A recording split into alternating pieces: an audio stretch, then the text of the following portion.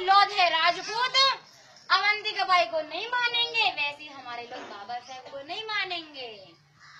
समस्या है इस समाज की।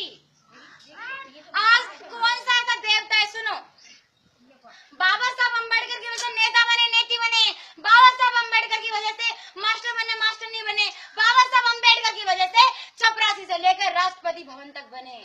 और जब उनसे पूछते हैं नौकरी किसने लगाई, कार कहाँ से आई, मकान कहाँ से बनाया, तो क्या बोलते हैं, सब साईं महाराज की कृपा है, सब भोले जी की कृपा है, सब देवी मैया की कृपा है, काली की दुर्गा है, उस चामुंडा की कृपा है, तेजस देवी देवता की कृपा है। अब मैं उस नमक हराम नालायक से पूछती हूँ, ओए होए, नानी को प्यार आ रहा, नानी को देवते में प्यार आ रहा है। मैं पूछती हूँ उस नालायक हरामखोर से, नमक हराम से, जो बाबा साहब का खाकर दूसरों का गुणगान कर रहा है, मैं पूछती हूँ उससे, क्यों रे भड़कूजे, बाबा साहब से पहले भी 33 करोड़ देवी देवता थे, बाबा साहब अम्बेडकर से पहले भी दुर्गा थी, बाबा साहब अम्बेडकर से पहले भी काली थी, बाबा साहब अम्बेडकर से पहले विष्णु था। कौन सा ऐसी देवी है, कौन सा ऐसा देवी देवता है जिसने हमारे आरक्षण की लड़ाई लड़ी हो, है कोई?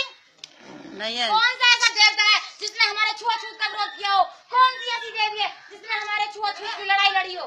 कौन सी ऐसी देवी है या कौन इंद्र है जिसने हमारे लिए पानी के अधिकारों के लिए लड़ा हो? कौन सा ऐसा अधिकार है जिसके लिए 33 करोड़ देवी देवता लड़े हैं? है कोई? आप मुझे बताओ। अगर गलत बोल रही हूँ तो आप मेरे को बता दो कि हाँ, मुझे फांसी लगा दो कि मर्यादा अम्बेडकर गलत बोल रही है, इसको फांसी पे लटका दिया जाए।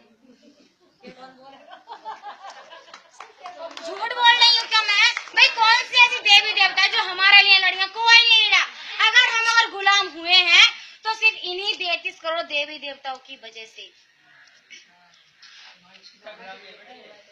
देखो, मैंने आपको बताया था, बाबा साहब भाषण में बोल रहे थे, जाओ जाकर लिख दो अपने घर की दीवारों पर, हम इस देश के शासक हैं, हमें इस देश पर राज करना है। चैलेंज के साथ में किसी के घर लिखा नहीं होगा।